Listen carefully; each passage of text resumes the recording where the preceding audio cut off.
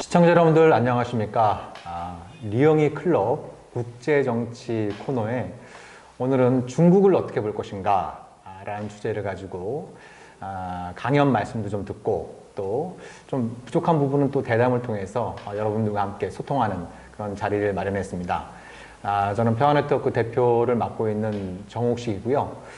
이 자리에는 그 하남석 서울시립대 교수님 함께 자리하고 계십니다. 안녕하세요. 니하오. 예, 저도 중국어를 조금 예, 한 80분 가까이 좀 중국을 어떻게 볼 것인가라는 주제를 가지고 다양하고도 굉장히 또 균형적이고 또 흥미로운 이런 또 설명을 해주셨습니다. 그래서 우리 시청자 여러분들께서 좀 길긴 합니다만 좀 보시다가 좀 중간에 끊고 다시 이제 또 보시고 이래도 좋은데 80분 동안 이 정도 수준의 중국에 대한 강연을 듣기는 쉽지 않다. 제가 옆에서 쭉 강연을 들으면서 내린 결론입니다. 우리 시청자 여러분들 꼭 한번 시청해 주시면 좋을 것 같고요. 또 우리 하남석 교수께서 여러 가지 책도 많이 번역도 하셨고 또 직접 쓰기도 단독저서나 또 공저로 많이 하고 있으니까 하남석 또 이렇게 검색을 하셔가지고 또 관심 있는 책도 접하시면 좋을 것 같습니다. 가수 하남석이 좀 많이 나옵니다.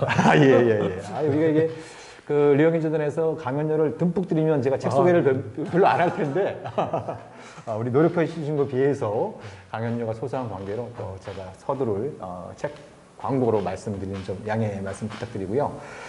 중국이 워낙 또 그 거대한 나라인데다가 또 중국을 바라보는 관점도 굉장히 좀 많이 있어서 우리가 짧은 시간 동안 좀 뭐에 포커스를 맞출 것인가 이런 쪽을 저도 좀 생각을 좀 해봤는데요.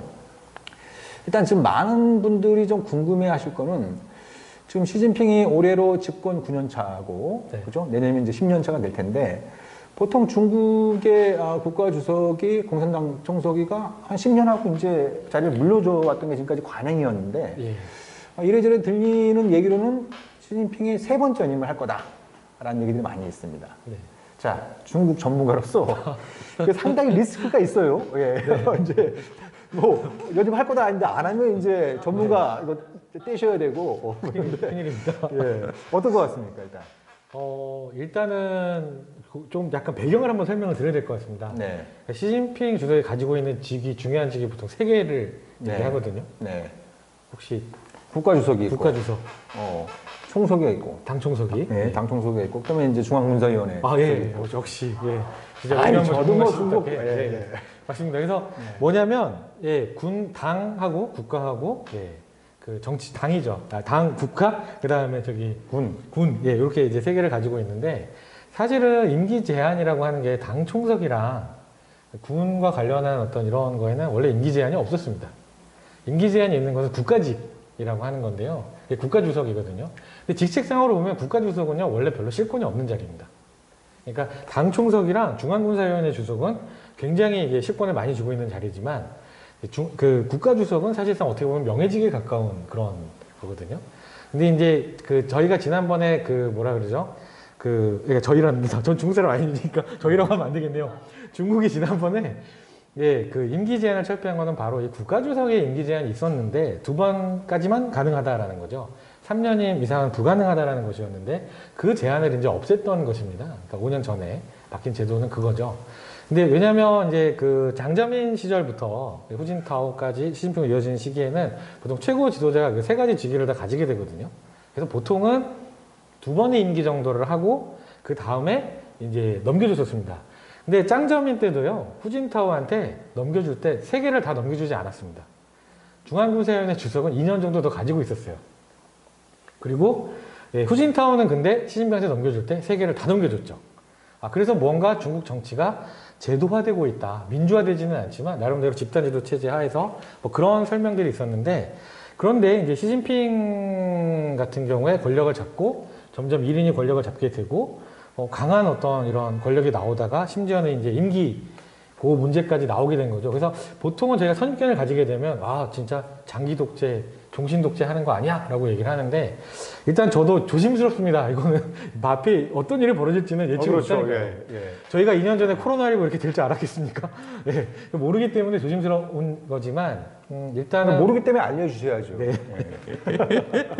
그래서 그 예측을 굳이 해보자면은 네. 어렵게 그 임기 제한이라고 하는 걸 국내외에 비난을 받으면서까지 없앴다라고 하고 기존에 이루어지던 관행을 깨버렸다라고 하는 것은 제 생각에는 최소 한 번은 더 한다. 네. 최소 한 번은 더 한다고. 그 다음에 그러지 않으면 굳이 그거를 바꿀 이유가 없었잖아요. 예, 그거고 그 다음에 두 번째는 뭐냐면 얼마나 더 할 것 같냐가 이제 사실은 제일 궁금한 거지 않습니까? 진짜 종신으로 할 네, 거냐, 네. 뭐 할 거냐, 뭐 이런 얘기인데, 제가 지금 조금, 최소 한 번인데, 좀 처음에 이상하다고 생각하는 건 이미 저희 4년 전에 19차 당대회 때 나온 것 중에 중국의 어떤 새로운 어떤 모순들을 설정했죠. 그러니까 덩쇼핑 때랑은 다른 어떤 질적인, 그렇죠? 어떤 이런 아름다운 생활에 대한 추구, 이런 것들을 중국 사회의 주요 모순으로 잡았고, 그 다음에 이 두 개의 100년이라고 하는 어떤 목표들을 제시를 한 거지 않습니까? 2021년 올해 창당 100주년이고 2049년 건국 100주년입니다. 근데 그 시기에 중간에 2035년이라고 하는 시기가 들어갔어요. 그건 중간 뭐죠? 시기로. 뭐죠? 그러니까 그냥 그 중간까지 그 시기까지 뭔가 중요하다. 특별하게 의미가 막 담기지 않았습니다. 2021년부터 2049년은 너무 머니까 예. 중간에 시기가 있고 그 네. 시기까지 또 뭐 많이 이루어야 된다 뭐 이런 식의 얘기를 했는데 네. 그래서 제가 지금 왜 2035년이 들어갔을까에 대해서 네. 궁금한 점이 있거든요. 1935년에 무슨 일이 있었죠? 별로 일 없었습니다. 그 무슨 뭐 세 가지 100년은 아닌가 보죠? 네. 그래서 제 생각에는 만약에 중국 내외에서 큰 반발이 없고 안정적으로 중국이 계속 잘 간다면 네. 그 2035년이라는 시기도 애매하다. 심지어 그때까지 하려고 2035년을 만들어 놓은 건가? 네. 그런 의심도 한번 해보게 됩니다. 네. 근데 이제 그것까지 가기에는 건강이라든가 뭐 여러 가지 국내외 환경이라고 하는 것들이 많이 좀 변수가 있을 것 같고요. 하지만 네. 한 번 정도는 더 하는 게 보통 90% 이상의 확률이 아닐까 생각이 듭니다. 그러니까 일단 이제 뭐 중국이 아무리 당국가 체제고 네. 뭐 시진핑의 개인적인 권력이 강화되고 있다고 하지만 그렇지만 어쨌든 이제 올해까지는 9년이지만 이제 내년에 당대회를 앞두고 이제 시진핑의 10년에 네, 대한 중국 인민들의 평가. 네, 예. 이게 굉장히 또 중요한 요소가 아니겠습니까? 네네네. 그러면 아직 1년이 남긴 했지만 시진핑의 10년. 그러니까 외부의 시선은 굉장히 부정적인 시선이 강하지만 네. 중국 인민들의 평가는 대체 우리가 어떻다고 볼 수 있을까요? 그러니까 이게 참 놀랍게도 지지율이 꽤 높습니다. 네. 네. 그 지지율은 믿을 수 있나요? 이게 참 어렵죠. 왜냐하면 중국이 가장 우리가 저희 판단하기 어려운 것 중에 하나가 저희가 그 사회의 여론이라고 하는 것을 판단하는 가장 중요한 기준은 언론이지 않습니까? 네. 물론 저희 같은 경우 언론이 때로는 너무 오보도 많고 문제가 많아서 그렇기도 합니다만 역시 또 리영희 선생님께서 가장 또 추구하셨던 것이 이 언론의 네, 네. 자유와 팩트 추구 아닙니까? 근데 중국에는 사실상 물론 이제 그 지하의 언론인들도 있고 여러 가지 또 지식인들이 여러 얘기를 하긴 합니다만 조심스러운 것은 그 언론이라고 하는 것들의 자유가 없고 물론 이제 어느 정도 허용되는 범위 내에서만 얘기를 할 수 있는데 그 범위가 시진핑 시기 들어서 더 좁아졌다는 것이죠. 네. 인터넷의 검열 이런 네, 것들. 그 물론 이제 저도 인터넷을 보면은 굉장히 좀 뭐 여러 가지 그 중국 사회 정책이나 경제 정책 나왔을 때 굉장히 좀 뭐라 그러죠? 안 좋은 여론이 등장할 때도 있습니다. 특히 대표적인 것이 작년에 코로나 처음 대처를 잘 못했을 때 네. 우한에서 아주 큰 난리가 나고 리얼리안 의사 사건이 나고 네. 그 검열이나 이런 데 문제가 됐을 때에는 굉장히 그 인터넷 안의 여론들이 안 좋았거든요. 네. 예. 하지만 전반적으로 10년을 총체적으로 보자면 9년이죠. 9년에서 10년 이제 총체적으로 보자면 나름대로 시진핑의 어떠에 대한 여론이 일단은 인민을 위해서 뭘 했다. 기득권층을 그러니까 부정부패 감시라든가 이런 걸 통해서 깨냈다. 네. 이런 것들. 그래서 또 젊은 어떤 그 농민들이나 일반 우리가 생각하는 서민들의 입장에서는 꽤 적지 않은 지지를 받고 있는. 하지만 도시 안에 좀 중산층이나 이런 사람들 입장에서 봤을 때는 그닥 그렇게 매력적인 지도자는 아닌. 네. 하지만 그 사람들도 나름대로 중국이 안정적이고 해외의 압력이나 이런 데서 잘 버텨주고 내부적인 성장이 잘 추구되어야만 자기들의 부가 계속 증식하잖아요. 네. 그런 면에서 뭐 별로 이렇게 마음에 들지는 않지만 그래도 잘하는 것도 있지 않아? 이 정도의 느낌? 네. 그런 정도가 지금의 평가가 아닌가 네. 라는 생각이 듭니다. 그렇죠. 그러니까 외부에서의 평가와 중국 인민들의 평가가 좀 상당히 좀 차이가 있다라고 하는 네네. 이 부분도 오늘날의 중국을 바라볼 때 중요한 포인트인 것 같고. 네네. 그러니까 이제 보면 뭐 중국의 해묵은 과제이자 우리 강연 때도 말씀하신 것처럼 또 뭐 중국 공산당의 어떻게 보면 존재 이유라고 할 수 있는 좀 더 평등하고, 그죠? 네. 예, 좀 더 평등하고 좀 불공정을 최소화할 수 있는 이런 부분들 관련해서 이제 공동 부유론을 꺼내들었단 네네. 말이죠. 네. 근데 이제 뭐 제가 잘은 모르지만 참 그 어떻게 보면 좀 일단 퍼즐을 그럴싸하게 맞췄다라는 느낌이 드는 부분이 그러니까 이제 뭐 쉽게 말씀드리면 이제 뭐 이른바 쌍순환 그래갖고 좀 내수 비중을 풀려면 돈을 쓸 수 있는 사람들이 여력이 많아져야 될 거 아니에요. 그죠? 예. 근데 중국의 부동산 값은 뭐 제가 중국 가서 아까 물어보면 깜짝 놀랄 정도로 뭐 상하이, 베이징 이런 데는 뭐 서울, 강남을 뺨칠 정도로 네. 엄청난 수준이고 맞습니다. 더군다나 이 아들을 가진 가정에서는 아들이 결혼할 때 또 집을 사주는 게 굉장히 오래 관례가 돼 있는데 옛날 얘기인 줄 알았는데 여전하더라고요. 네네. 그러니까 아들이 있는 집 가정에선 소비 능력이 없어요. 그렇죠. 그 말씀하신 것처럼 젊은 사람들은 또 임금이 낮다 보니까 또 그 자체로도 별로 소비 능력이 없고. 네. 그 다음에 또 이제 중국에서도 교육 바람이 엄청나게 불어갖고 사교육 엄청나게 해야 되고. 네. 뭐 이런 어떤 와중에 네. 그 공동부유를 얘기하면서 같이 얘기하는 게 사교육을 잡고 그렇죠. 부동산을 잡고 예. 이런 것들이 좀 그런 공동보유론을 성공시키기 위한 그런 좀 어떤 좀 계산 계획안에 나왔다 이렇게 볼 수 있는 건가요? 그렇죠. 네. 사교육 금지나 이런 것들도 뭐 갑자기 시행될 것 같지만 실제로 그 전부터 그 문제들은 됐고 사교육 시장이 바로 또 도시 지역의 주요 부동산 문제하고도 연결이 돼 있거든요. 네. 한국도 그렇죠. 똑같습니다. 네, 그리고 중국의 청년 세대들이 작년부터 나온 얘기가 뭐냐면은 저희도 노력 이런 거 있지 않습니까? 네. 바로 사회 취지가 안 되고 똑같습니다. 내권이라고 해서 인볼루션이라고 중국이 우리가 과잉 경쟁을 하는데 실제로 노동 생산성은 떨어지고 있다. 너무 힘들다.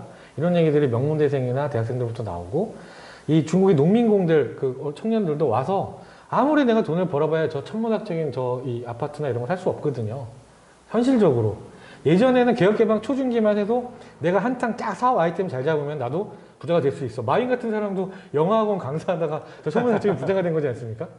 그런 꿈들이 하나씩 깨지는 거죠. 네. 깨지니까 이제는 뭔가 이렇게 탕평이라고 해가지고요. 중국에서 나온 담론 중에 하나가 그냥 비협조 그냥 들어 눕자. 그냥 일을 하지 말자. 그냥 딱 생활의 조건에 맞는 것만 하자. 어차피 해내봐야 할 수 없다. 이런 식의 것들이 풍조가 확산이 되고 애 낳지 말자. 중국은 제일 무서운 거죠. 그렇죠. 예, 그러면 중국 입장에서는 그런 것들을 장기적인, 중장기적 목표에서 봤을 때도 절대 가만둬서는 안 되는 현상인 겁니다. 그러니까 쥐고 탄압하는 것도 있지만 또 한편으로는 어떤 그런 제도를 개선해 줌으로써 뭔가 사회가 어떤 방향으로 흘러갈 수 있도록 만드는 그런 요구들 속에서 그런 정책들이 나왔다고도 저희가 판단할 수 있죠. 네. 그러니까 어떻게 보면 이제 중국 20세기 최대 역사적인 사건은 중국의 성장이다. 이런 얘기를 하는 사람들이 있지 않습니까? 네. 예, 이 세계 최대 빈곤국가가 어찌됐든 뭐 20세기 후반기에 개혁개방 또 여러 가지 경제정책을 통해서 세계적인 경제 대국이 된 것이 20세기 최대 사건이라고 한다면 아마도 이 중국의 공동부유론의 이 실험이 또 21세기 가장 주목할 만한 주목할 만한 사건이 아닌가. 이것이 중국의 공동부유론의 향배가 어떻게 되느냐에 따라서 이게 중국 자체뿐만 아니라 세계 전체에 미치는 파장 이것도 굉장히 좀 큰 부분인 것 같아요. 그래서 이 부분도 좀 우리가 좀 주목을 해봐야 되는 문제가 아닌가 하는 생각도 좀 갖게 됩니다. 그 더불어서 이제 또 많이들 나오는 게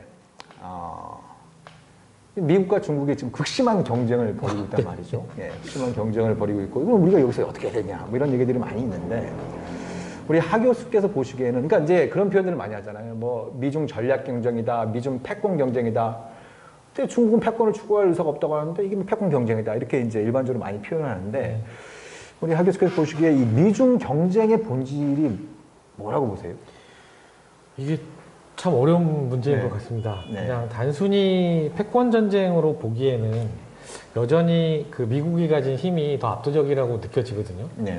중국도 뭔가 이렇게 빠른 속도로 성장을 해오기 때문에 추격하는 부분도 있고, 하지만 글쎄요, 뭐 지금 당장 우리가 현실적으로 자기들이 미국을 이길 수 있다 이런 생각을 하지도 않는 것 같습니다. 근데 다만 나타나는 현상들을 보면 그때마다도 저희가 깜짝깜짝 놀라는데요. 그러니까 뭐 무역 분쟁을 하다가 단순히 무역 분쟁은 있을 수밖에 없지 않겠습니까? 사실은 그 무역 분쟁도 이번이 처음이 아니에요.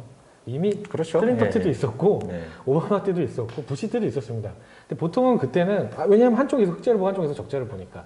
근데 그때마다 중국은 보잉 비행기 사주는 걸로 퉁치거나 미국 물건 사주고 혹은 미국에 우리가 투자하겠다 이런 식으로 해서 넘어가고 미국도 당장 어떻게 해결 방법은 없으니까 그렇게 넘어오거나 뭐 환율 이런 거 뭐 조금 올려주고 말고 이런 식으로 흐지부지 된 것들이 많은데 이번 트럼프 때 달랐던 거는 저는 단순히 트럼프기 때문에 달랐다기보다는 역시 아까 말씀드렸듯이 기술적으로 중국이 되게 많이 추격을 해온 부분들이 있었고 그런 부분을 어떻게든 안 쳐야 된다라고 하는 또 미국의 네. 욕심이 있었던 것 같습니다. 네.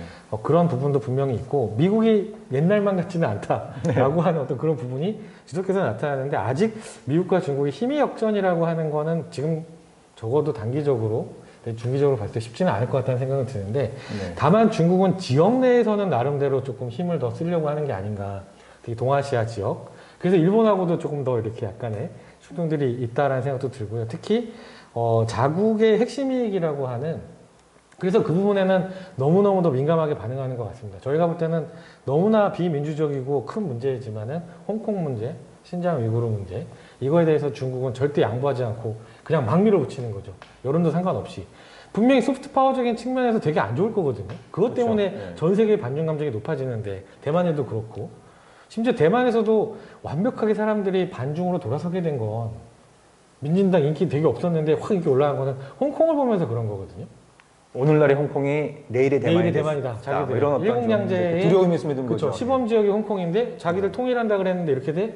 라고 했을 때 그 두려움이 완벽하게 가는 뭐 이런 건데 근데 적어도 이 중국이 우리는 그것들을 좀 다르게 생각하지만 중국은 대만까지도 자국의 영토 문제라고 생각하는 그게 있습니다. 네. 그렇기 때문에 사드 문제에 있어서도 왜 그렇게 한국에게 조금 모질게 굴었을까? 물론 이제 한국의 외교적인 참사도 있었습니다만 중국이 나름대로 좀 이렇게 큰 포용적인 리더십은 아니었다라는 생각은 들거든요. 그렇죠. 조금, 예. 솔직히 예. 좀 약간 좀 대국답지 않은 모습들도 보여주고 이랬던 것들인데 제 생각에 적어도 지역 안에서는 우리가 나름대로의 힘을 좀 가질 수 있겠다라고 하는 좀 넘쳐나는 이 힘이 투사되는 부분은 느껴진다라는 것이고요. 그래서 오히려 유럽이나 다른 나라보다 태평양권에 있는 나라들, 그러니까 한국, 일본, 뭐 대만, 동남아 일부, 그다음에 호주까지도 심지어 이 지역들이 굉장히 좀 그런 중국에 대해서 더 많은 어떤 이런 위협감을 느끼고 있는 것은 아닌가.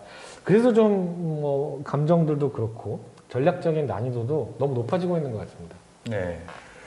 그러니까 최근에 이제 그 미국, 영국, 호주가 뭐 오커스 그래서 뭐 3재간 안보 사실상 동맹을 출범시켰는데 제가 그 주변 국가들의 반응을 보니까 굉장히 흥미롭더라고요. 예. 그러니까 말씀하신 것처럼 이제 중국의 부상 또 이제 공세적인 외교에 대해서 주변 국가들이 상당히 좀 우려를 갖고 있는 것을 우리는 많이들 알고 있는데 그렇다고 하면 오커스에 대해서 환영할 거라고 우리가 생각하기 쉽잖아요. 예. 그렇지만 뭐 대만은 당연히 환영하고 네네. 또 이제 미국과 딱 이제 철석같이 붙어 있는 일본도 환영하는 건 우리가 뭐 충분히 예상할 수 있었던 일인데 동남아 국가들의 반응은 대체로 유보적이거나 비판적인 네네. 이런 목소리들이 있는 거죠. 왜냐하면 이들 국가들은 중국도 걱정이지만 자칫 이러다가 미국의 어떤 뭐 이렇게 대중 봉쇄 정책에 동참했다가 그 불똥이 자신들한테 튈 수 있는 이런 것도 이제 같이 걱정을 하고 있는 네네. 이런 상황에서 우코스가 그 선을 넘어가려고 하는 거 아니냐 뭐 이런 우려들도 많이 이렇게 좀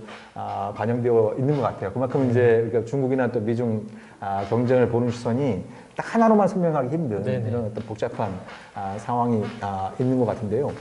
그럼 이제 좀 또 많이들 또 얘기하는 부분이 그러니까 바이든은 뭐 극심한 경쟁을 선언을 했고, 뭐 그래서 이제 뭐 민주주의 국가들을 좀 규합하고 또 이제 동맹국들과 함께 할 때 미국은 더 강해진다. 그래서 좀 동맹국들을 계속 모아내고 있는 이런 어떤 상황인데, 그래서 아까 우리 하 교수께서도 이제 그 강연 초기에 그 투키디스의 함정 이런 말씀도 하셨어요. 예. 그러니까 이게 뭐 기술 분야, 경제 분야, 무역 분야, 또 뭐 이념 분야에서 막 그 뭐 경쟁을 하는 부분들도 있지만. 이게 이제 뭐 자칫 정말 이러다가 면 무슨 뭐 무력 충돌이 발생하는 게 아니냐. 더 나가서 뭐 3차 세계대전이 벌어지는 거 아니냐. 뭐 이런 어떤 또 우려의 목소리도 나오는 것 같아요. 그런 부분에 대해서 어떻게 보세요?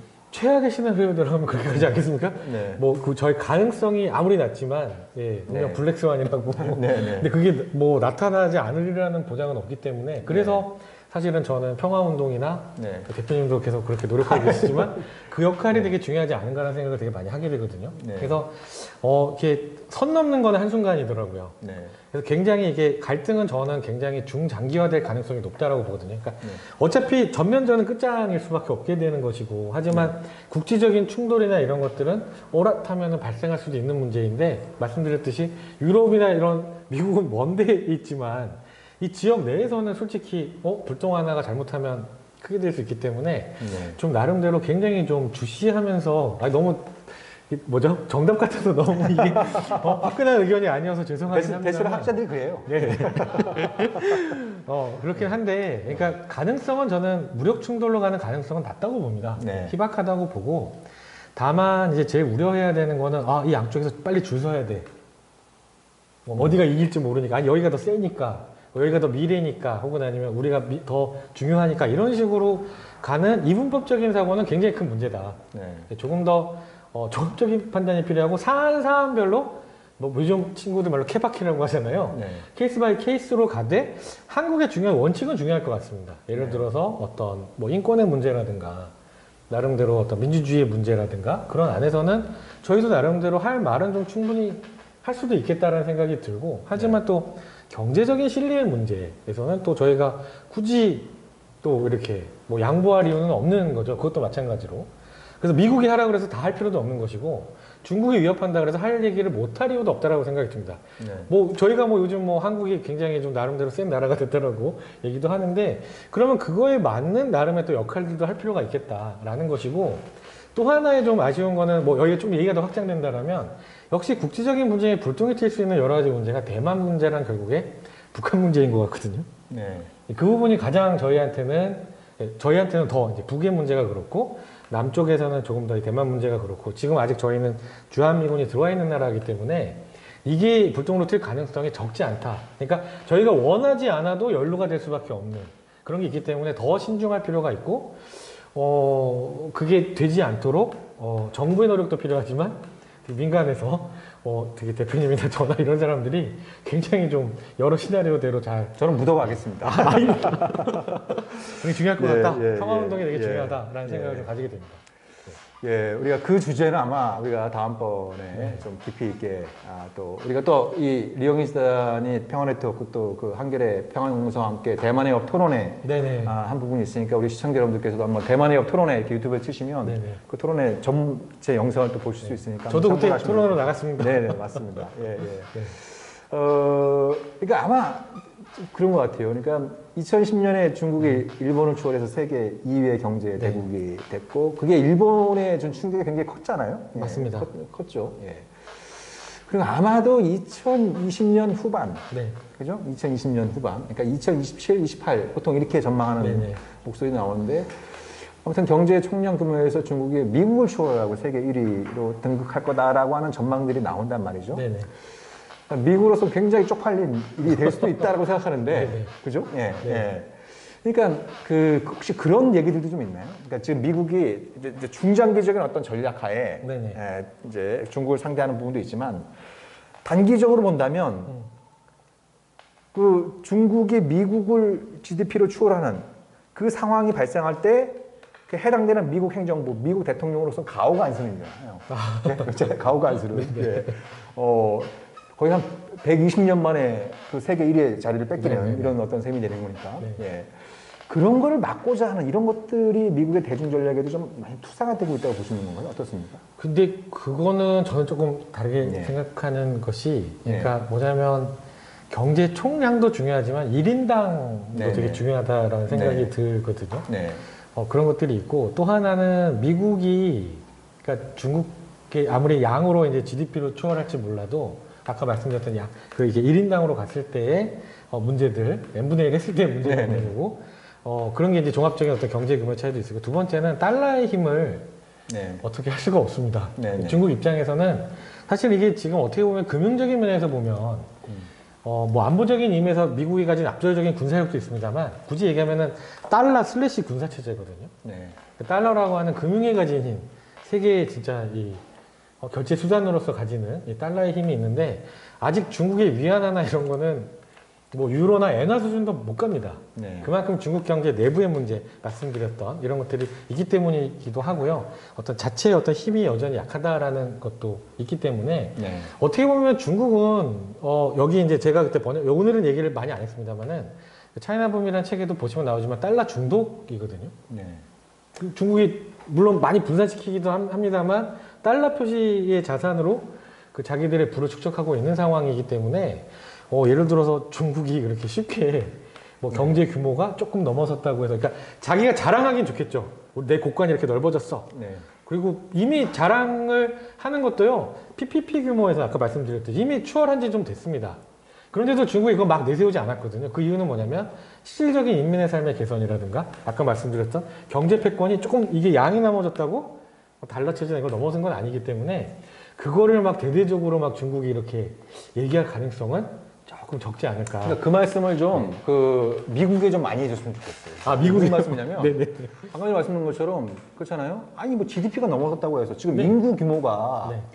중국이 미국에 한 4배 가까이 되는데 그렇죠. 그렇잖아요. 그러면 그런 시간의 문제인 거지. 네. 미국이 꼭 뭐 잘못했고 뭐 그거에 대해서 그렇죠. 창피할 거 없다. 네네네. 1인당 GDP를 보고 달러의 가치를 봐라. 그죠. 여전히 세계 경제를 주도한 나는 미국이니까 맞습니다. 설사 중국이 GDP가 미국을 넘어섰다고 해서 네. 그걸 너무 창피해 하면서 막 강경한 자세로 나가려고 하는 또 네네. 그걸 막고자 막 중국을 몰아붙이려고 하는 이런 거에서 좀 여유로워져라. 얘기를 오히려 미국 쪽에 좀 얘기를 좀 많이 해야 되는 이런. 그러니까 중국은 별로 잘하지는 않을 것 같은데 네네. 미국이 굉장히 쇼크에 빠질 수 있는 거죠. 특히 네네. 미국이 이제 양당 이 정치의 양극화가 굉장히 극심해지고 있잖아요. 맞습니다. 그게 상징적인 사건이 되는 거죠.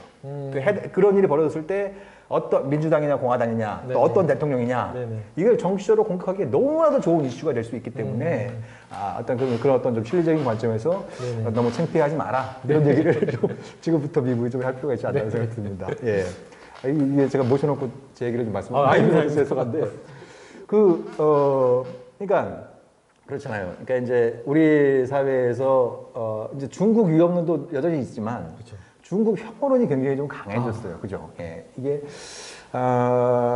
좀 걱정되는 부분이 있어요. 그죠? 네, 걱정스러운 심각합니다. 어떤 이제 부분들이 있는데 그 중국 혐오론이 갖고 있는 뭐 문제점들에 대해서는 뭐 이미 좀 이렇게 얘기되는 부분이 네네. 있는데 이걸 좀 어떻게 하면 좀 우리가 좀 극복할 수 있을 것인가. 네. 뭐 물론 당연히 그 중국의 노력도 필요하겠지만 네네, 맞습니다. 그죠? 예. 네. 우리가 그 중국 혐오론을 좀 어떻게 바라보고 왜 우리가 좀 더 냉정하고 객관적으로 중국을 좀 바라봐야 되는지 네. 중국을 인식해야 되는지 좀 그런 부분들을 좀 말씀해 주시면 좋을 것 같아요. 네, 일단 지금 좀 아까도 서두에도 말씀드렸듯이 좀 심각한 그러니까 일단 혐오 자체가 어떤 청년 세대들의 무슨 스포츠 경기처럼 여성이라든가 뭐 소수자, 뭐 장애인 뭐 이런 사람들의 뭐 가난한 사람들 이런 것들에 무슨 이상한 어떤 그런 호칭을 붙이고 이러면서 혐오를 하는 게 굉장히 좀 인터넷에서 너무나 만연한 것들이 사실이고 이제 그 대상에 이제 중국이 추가가 된 것이죠.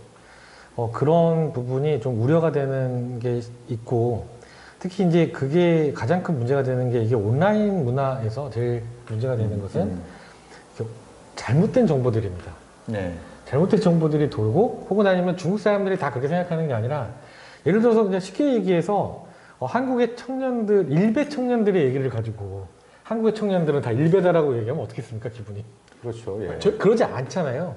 중국에서도 마찬가지 똑같은 나라입니다. 그러니까 중국에서도 뭐 샤오펀홍이라 그래서 막 맹목적인 애국주의자들이 있죠. 그리고 일단은 중국이 워낙 인구가 많으니까 그 친구들의 숫자도 적진 않습니다. 근데 민구 대비 퍼센테이지로 보면 훨씬 더 조용한 친구들이 많고 침묵하는 다수들 혹은 열심히 또 비판적인 생각을 가진 친구들도 적지 않다는 거거든요. 근데 이 친구들이 과잉 대표되면서 언론에서 조금 몇 가지 좀 말도 안 되는 주장들을 중국의 공식적인 주장인 것처럼 조금 과장 보도가 되고 이게 다시 인터넷을 통해서 확산이 돼 버립니다. 이건 걷잡을 수가 없는 상황이 돼요. 근데 오히려 중국은 언론을 검열하다 보니까 그런 문제가 있으면 그냥 당국에 검열을 해버려 버립니다. 예. 예. 그래서 해결이 돼요. 덮어지지 않고. 근데 한국은 심지어 그 뒤에 다른 이슈가 나오면 김치 이슈가 나오면 사람들이 검색하면 그전 이슈들까지 다 딸려 나옵니다. 그리고 그게 연관 검색어가 쭉 나오면서 네. 이게 오히려 더 확산이 되는 거죠. 네. 옛날 것까지 전부 다. 네. 그 잘못된 정보들까지. 네. 그래서 근데 이건 우리는 또 언론의 자유가 있는 나라다 보니까 이거를 또 정부라든가 심지어 외교부 쪽에서 하시는 말씀이 잘못된 정보가 나와도 중국의 얘기들이 실제가 이게 아니다라고 얘기하면 그런 비판, 김치 논쟁에 그런 적이 있었답니다. 바로 외교부랑 또 식품, 저기 어딥니까? 저기 그 부서? 예. 식품의약청. 네. 그런 데서 이제 조사를 해서 이게 지금 잘못된 오보다라고 얘기를 한 순간 뭐냐면 댓글들이 그렇죠. 너네가 중국 정부냐? 네. 그러니까 팩트를 얘기했을 뿐인데 그래서 상호 간의 국민들의 감정에 상하지 않게 하기 위한 노력들이 있는데도 그런 식으로 가버렸다라는 거죠. 그래서 참 그 부분이 어렵습니다. 그래서 제일 중요한 거는 접촉면이 계속 넓어져야 된다. 그러니까 젊은 친구들과 이런 여러 가지 교류들이 어떻게든 많아져야 된다라는 게 하나가 있고요. 그럴수록 그러니까 유럽 같은 경우가 좀 그런 걸 극복해보자. 에라스무스 프로그램 이런 거에서 그 대학생들이 여러 다른 나라들에서 공부를 할 수 있는 그렇죠. 예.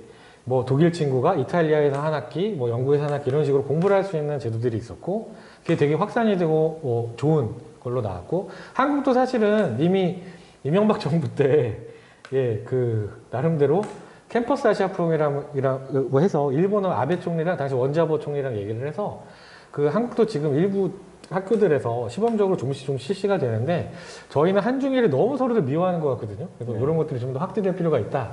첫 번째, 그다음에 두 번째는 언론들이 좀 전문 기자들께서 조금만 더 노력해 주셨으면 좋겠다. 그래서 그런 것들에 대해서 사실이 좀 많이 알려지면서 좀 이게 감정이 악화될 수 있는 그게 있고 세 번째는 중국이 조금 더 무슨 서구 민주주의를 받아들이려고 하지 않겠습니다. 좀 이렇게 적어도 좀 민주적인 태도들을 저 주변 국가들이 이런데 많이 좀 늑대 외교 이런 거 좀 하지 않고 좀 보여줬으면 좋겠다. 그러면 좀 위협들을 좀 저희가 덜 느낄 것 같다. 좀 더 포용적으로 했으면 좋겠다. 뭐 이런 것들을 좀 한번 얘기를 해볼 수 있을 것 같습니다. 네. 사실 뭐 특별하게 있는 건 아니죠. 우리가 좀 더디더라도 이제 꾸준히 노력을 할 필요가 있는데 쉽지는 않습니다. 언론사 입장에서도 그게 장사가 되니까. 맞습니다. 장사가 되니까 그렇게 클릭 수가 장난이 아니랍니다. 뭐 그런 부분들이 있으니까 이게 뭐 그렇게 하지 마라. 뭐 장사가 그렇게 잘 되는데 뭐 그렇게 얘기한다고 먹게 들을 것 같지도 않고 이런 부분들이 있는데 당장 저도 걱정되는 게 저희 여기 유튜브에 많이 올라가면 댓글에 이제 이렇게 중국 대변인들 나왔다고 이제 이런 식으로 혐오의 댓글이 달리더라고요. 그래서 참 그런 것도 어떻게 보면은 썩 제가 기분 좋은 여담입니다만 한참 사드 논란이 있었을 때 한 방송 토론에서 이제 제가 이 사드가 이런 더 중국을 자극하고 뭐 더 이익을 침해할 수 있기 때문에 사드 배치하면은 이제 분명히 보복 들어온다. 그런 얘기했을 때 상대편 패널 중에 한 명이 어떻게 이렇게 중국에 대해서 잘하냐, 뭐 중국 그 정치국 상무위원이냐, 막 이런 얘기를 들었다가 그러면 이제 중국 쪽에 가고 얘기를 하는데 그 방송을 봤대요. 근데 그 사람들이 또 깜짝 놀랐어요. 제가 만나서 얘기한 얘기는 절대로 보복하지 마라. 특히 그 사드 배치 결정과 아무런 관계가 없는 무고한 한국 그 시민들이 피해를 당한다고 생각하면 그러면 분명히 중국이 나중에 후회하게 됩니다. 절대로 보복하면 안 된다. 특히 이제 그 인민들을 상대로, 시민들을 상대로 보복하면 안 된다. 뭐 이런 얘기를 하니까 중국 사람들이 또 깜짝 놀랐다. 이런 얘기들이 있는데. 근데 그 부분이 중요한 것 같아요. 맞습니다. 이게 코로나19 때문에 좀 어려운 부분이 있지만 왜 그렇다 하잖아요. 어디를 가고자 한다는 생각이 들면 실제로 가지 않더라도 그 나라나 그 사람들에 대한 이미지가 좀 좋아지는 효과가 있다는 거죠. 그죠? 그래서 실제로 가면 더 효과가 있고. 다 그런 건 아닙니다만. 대체로 이제 이런 부분들이 좀 있는데, 뭐 코로나19도 있지만, 워낙 또 이제 감정이 많이 좋지 않은데, 이럴 때일수록 뭐 주변에 있는 뭐 중국 친구들, 또 우리 하 교수님이 쓰신 뭐 책, 칼럼, 또 방송 이런 것도 한번 보면서, 이렇게도 생각해 볼 수 있겠구나. 이런 좀 관점들을 갖게 된다면, 그건 누구를 위해서가 아니라 우리 자신을 위해서잖아요. 우리 자신을 위해서 그런 관점이 필요하지 않을까. 이런 생각을 좀 갖게 됩니다. 지금 그 80분 가까이 강연을 해주셨고, 또 30여 분 동안 또 대담을 나눠주셨고, 그죠? 니치 칼로마? 배고픕니다. 배고프죠? 이제 밥 먹을 시간이 우리가 된 관계로, 우리 오늘 대담은 이것으로 마무리하도록 하겠습니다. 우리 시청자 여러분들 또 우리 하 교수님의 강연 또 이 대담 시청해 주셔서 감사의 말씀을 드리고요. 또 리영시단에서 좋은 프로그램을 마련해서 여러분들 또 찾아뵙도록 하겠습니다. 자, 감사합니다. 감사합니다. 네.